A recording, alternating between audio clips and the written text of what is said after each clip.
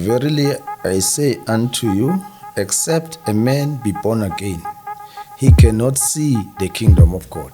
So you have to be born again. Noma ngabe uyi-king. There's no way which you would go to heaven without being born again. Without being born again. Because la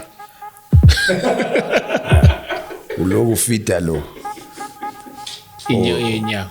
Yeah, lo wenyama. Lo ya umenza aphathwe ile sifo esibizwa ngekwashiorkor. Awukana mhlawumbe ungafunda once a day kodwa nje ngaphelanga ngalifundanga. Udla kangaka ngosuku.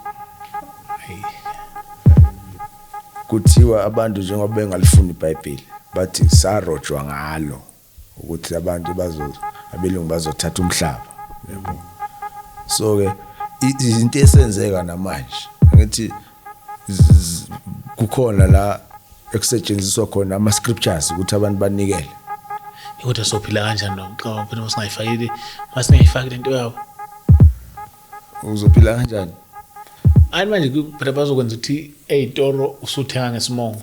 That is why kumele ube born again ngithi so that uzoba i-rapture.